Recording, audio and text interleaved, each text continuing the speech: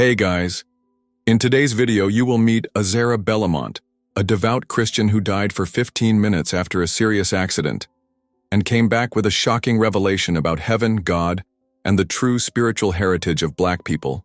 What she saw on the other side was simply unbelievable. So leave your like, subscribe to the channel, and activate the bell so you don't miss any stories like this. And comment here from which city you are watching. I want to see how far this message will reach. My name is Azera Bellamont. I'm 53 years old and have lived in Richmond, Virginia my entire life. I have always been known as the one who is in worship, in the prayer circle, in Bible study on Wednesdays. I was baptized at 21 when I was still struggling to leave a turbulent past behind. I found in Jesus the refuge that my soul needed, but despite decades inside the church, there were parts of me that remained silent. Like a house where only the lights in the living room turn on, but the other rooms remain dark. These parts came from questions I was afraid to ask, about my color, about the history of my ancestors, about how so many of us seem to always carry pain, generation after generation. I heard preachers say that the suffering of Black people was the result of a biblical curse. This hurt me, but I accepted it because I thought there was no other explanation. Even my son, Elias, a brave and opinionated young man, said, "Mom, your faith is beautiful, but you need to know that there are things there that don't make sense. God didn't create us to be oppressed." I smiled, changed the subject, but he was right.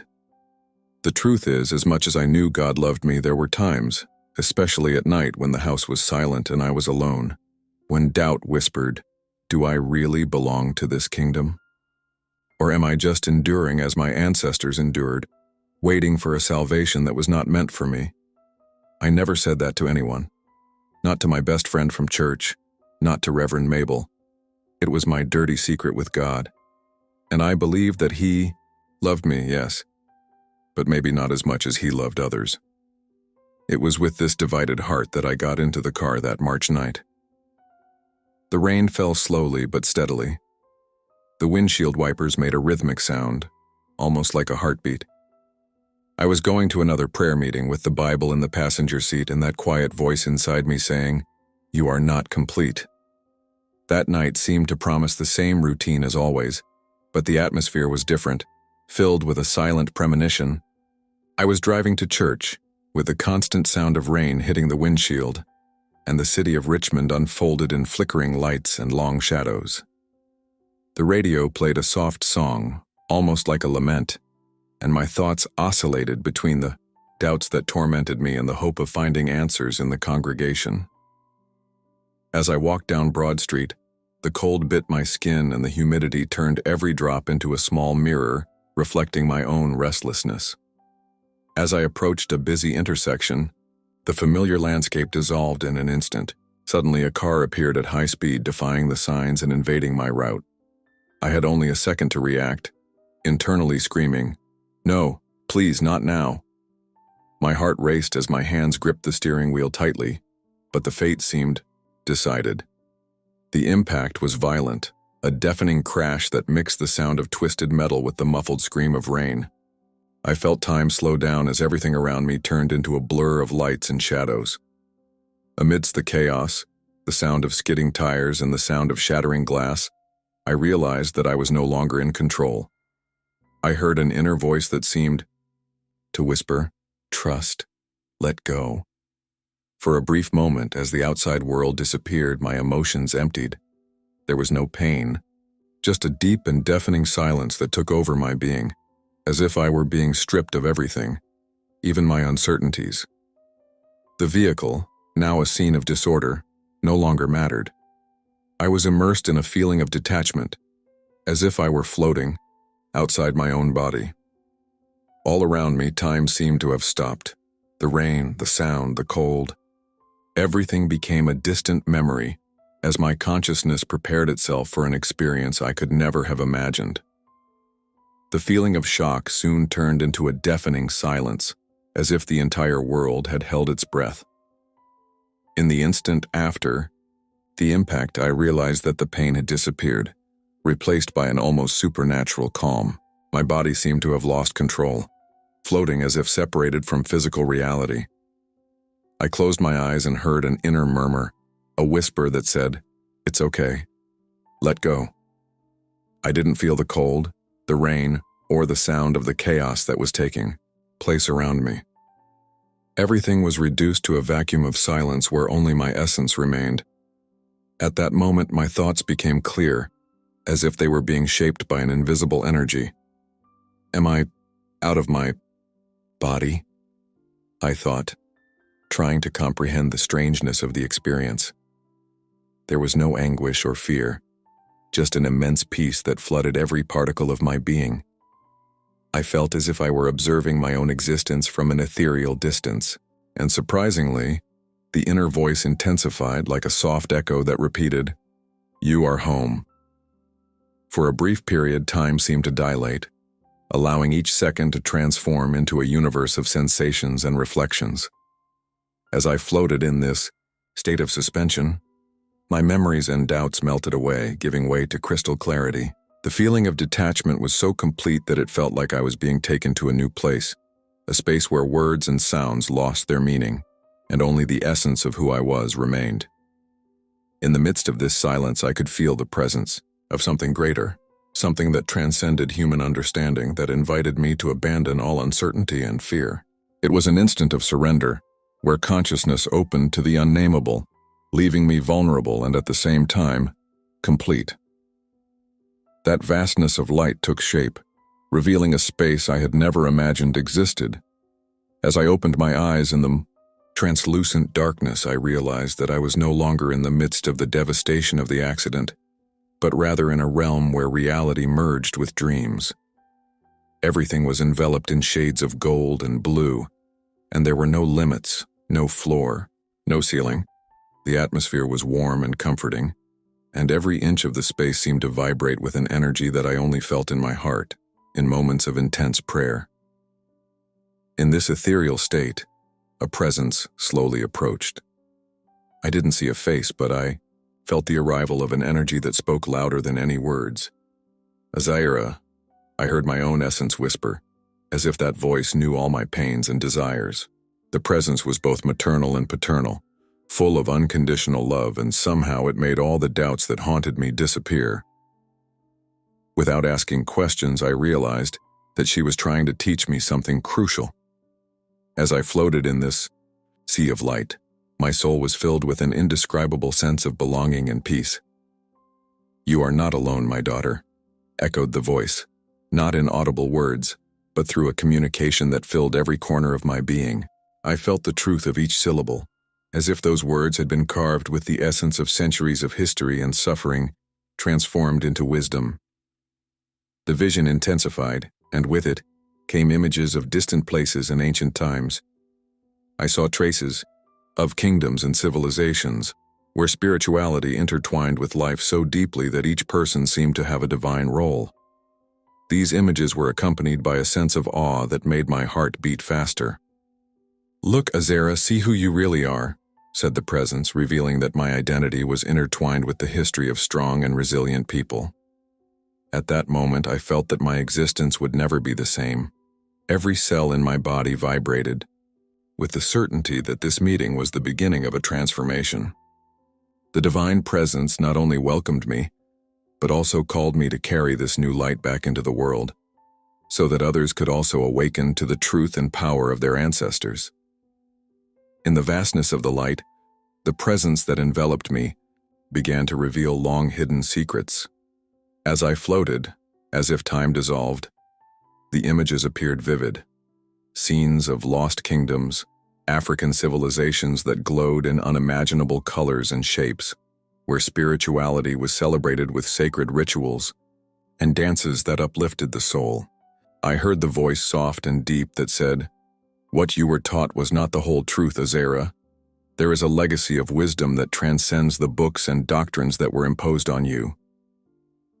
My tears mingled with the ethereal glow around me, and in a moment of clarity I responded in thought, "But how can that be?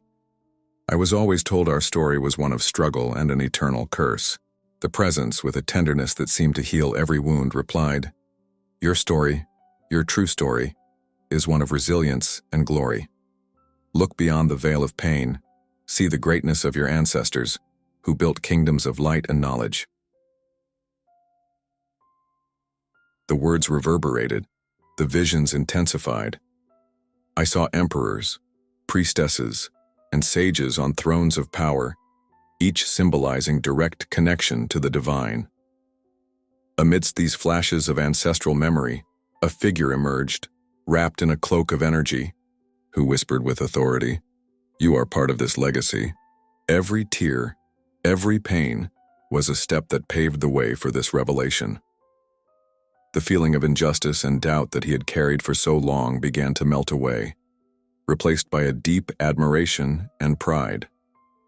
I always felt small, condemned by a story that seemed designed to imprison me, I silently confessed. As the presence drew even closer, its light intensifying in response to my vulnerability. "No, my daughter," replied the voice with firmness and compassion.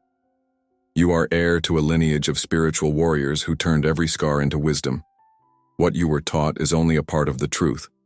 There is a universe of beauty and strength within you and your people."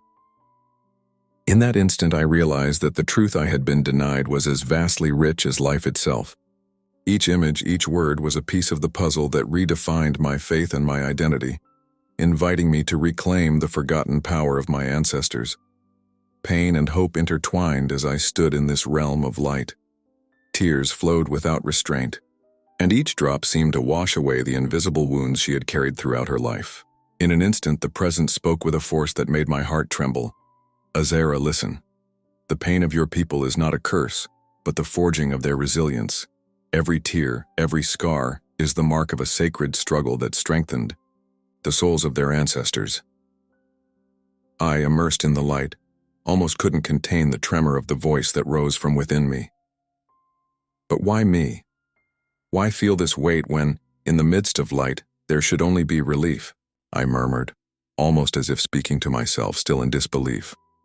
The presence became more intense and the energy around me pulsed in unison with my heart.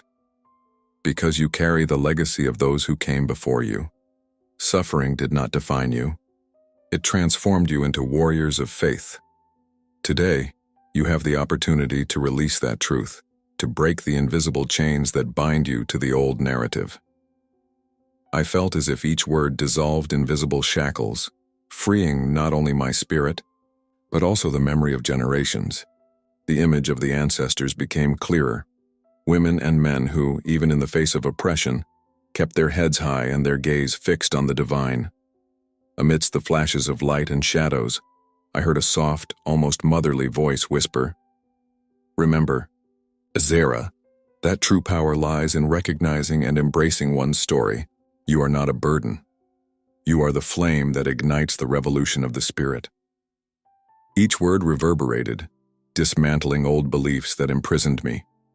I realized that suffering was not punishment, but rather the raw material for a renewed faith, a path to overcoming and rebuilding identity. In the midst of this whirlwind of emotions, I felt a lightness I had never experienced before, as if, finally, I could breathe freely and prepare myself for a new mission, to bring this truth of redemption to those who, like me, longed for liberation. As the intensity of the light began to pulse, a sense of urgency invaded every fiber of my being. I felt an inescapable calling, a soft command that echoed within me. "You have a mission, Azera."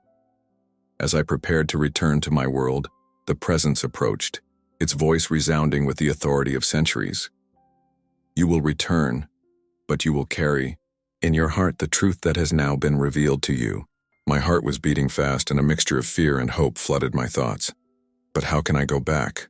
I still feel so much doubt, so much unhealed scarring, I stammered, feeling the anguish of the imminent transition. The answer came like a whisper that passed through my soul. "The faith you seek is not in denying your fears, but in the courage to face them. Every pain, every tear has prepared you for this moment." For moments, I saw flashes of a possible future, a destiny where my voice would resonate not just as an echo of suffering, but as a hymn of transformation. The images were of gatherings in squares, of people in tears and smiles, of congregations and entire communities coming together to heal together. You will be the bridge between the earthly world and the divine, between the old and the new, carrying the hope that shines in the eyes of your ancestors, the presence declared firmly. I felt a force pushing me back, as if the very essence of the universe wanted to reintroduce me into life. And at the same time, an indescribable lightness enveloped me, as if the weight of the years was melting away. "I'm ready," I thought, my voice still shaking but determined. In an almost imperceptible instant, as if a button had been pressed, the floating sensation intensified and then gave way to reality again. The distant sound of sirens, worried, murmurs, and the gentle touch of caring hands announced my return. When I opened my eyes, I found myself lying in a hospital bed, with Dr. Marlowe and Reverend Mabel at my side, watching me with expressions of astonishment and relief. The mission had been sealed in that brief threshold between life and death. I knew that from now on my existence would never be the same, and that the revealed truth was now a sacred burden to be carried and shared. When I opened my eyes, the hospital reality enveloped me in a whirlwind of confused sensations and surprises. I was lying on a bed surrounded by humming equipment and flickering lights while worried faces crowded around me. Dr. Marlowe, with a look that mixed relief and perplexity, approached and whispered, "You're back, Azera." It was a miracle. 15 minutes without vital signs. I could hardly believe in my own survival. Beside me, Reverend Mabel held my hands firmly as if she wanted to anchor my turbulent soul to that world again. "Mom, what happened?" "You were," began Elias, his voice choked with emotion. I, trying to order my thoughts, squeezed his fingers and replied, in a trembling whisper, "I saw something that changed everything. A light. A voice. I was in a place where I felt the true essence of our story and the mission that God entrusted to me." The doctors exchanged incredulous looks, and the room, full of murmurs, seemed to hesitate between science and the inexplicable. Dr. Marlowe, although skeptical by nature, wrote everything down as if he feared that the truth would be lost in the air. "Can you repeat what you heard? We need to understand this phenomenon," he asked, his voice full of scientific curiosity. Meanwhile, Reverend Mabel looked at me with renewed faith, almost as if she had already prepared herself for this revelation. "My daughter, God worked in a way we never imagined," she murmured, comforting not only me but also everyone present. Every word I spoke seemed to break barriers between the tangible and the spiritual. I described in detail the feeling of peace, the images of the ancestral kingdoms, and the certainty that that experience was a call to transform not only my faith, but the lives of everyone around me. In the silence that followed, the faces around me revealed a mix of amazement, hope, and skepticism.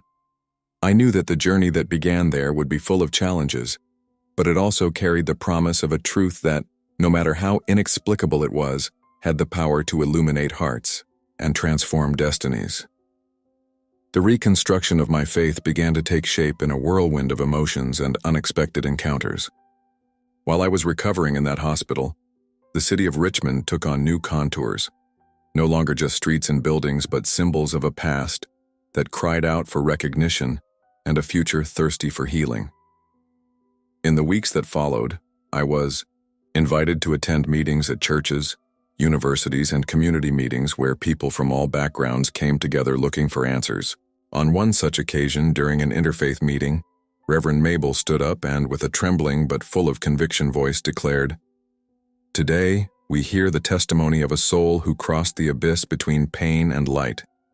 Azera is not only our sister, but a beacon for us all." As the words echoed, I felt the presence of a crowd who, for the first time, seemed to understand that the suffering of our ancestors was not a mark of a curse, but the essence of a force that drove us to transcend.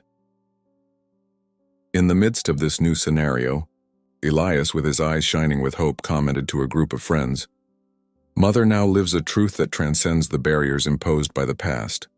She shows us that we can transform pain into power and scars into bridges to a better future. His praise resonated and opened paths in hearts hardened by historical pain. I myself, in an intimate moment with a group of young people, shared my visions and revelations. Every tear you shed, every suffering you experience is not a sentence, but an invitation to rediscover the ancestral strength that lives in each of you, I said, while looking into the eyes of those who longed for a new meaning in their lives. In this process, the doubt that had haunted me for so long was replaced by an unshakable conviction. Faith is not static nor exclusive to ancient dogmas, but a living path, fueled by the courage to recognize our own history. Thus, in each conversation, in each tight hug, and in each shared silence, the reconstruction of my faith manifested itself as a silent but powerful movement, which embraced both science and the divine, transforming disbelief into a new beginning, full of light and possibilities. Back in my daily life, the mission entrusted to me was firmly rooted in every gesture and word I uttered. Over time, I learned that true transformation was not just in personal overcoming, but in the courage to inspire others to see their own value. In a special meeting, during a community service, I felt the need to share this message with the entire congregation. As I stood at the pulpit, my eyes moist and my heart pounding, I declared, "My brothers and sisters, our story is not one of condemnation, but of resilience. Every tear, every scar, is the mark of divine love that strengthens us." Reverend Mabel's voice echoed beside me, encouraging the crowd who listened fervently. Elias, with a shining look, approached and said to those present, "My mother showed us that faith is a flame that, even when it almost goes out, is reborn with intensity, ready to light the path for all of us." These words, simple and sincere, seemed to break the barriers of the past, transforming historical pain into a hymn of hope. In each conversation that arose, in each tight hug and understanding look, the new mission was consolidated. I saw myself no longer as someone marked by skepticism and suffering, but as the bearer of a truth that freed and empowered. "We are heirs to a legacy of light," I said, between smiles and tears. "A legacy that teaches us to transform suffering into strength and pain into a path of renewal." As the words dissolved into the air, I realized that the journey of faith was not a final destination, but a continuous beginning, where each day was an opportunity to rebuild one's essence and inspire others to do the same. What was once a burden now revealed itself as a sacred gift, a responsibility to spread this light to every corner of the world. Today, as I close this chapter of my story, I know that my life will never be the same. I carry with me the certainty that even in the darkest hours, God guides us with love and calls us to be the hope of a better tomorrow. If you liked this beautiful spiritual testimony, leave a like, comment on your impressions, subscribe to the channel, and don't forget to activate the notification bell to watch each new video and help us spread this message to a greater number of people. Until next time.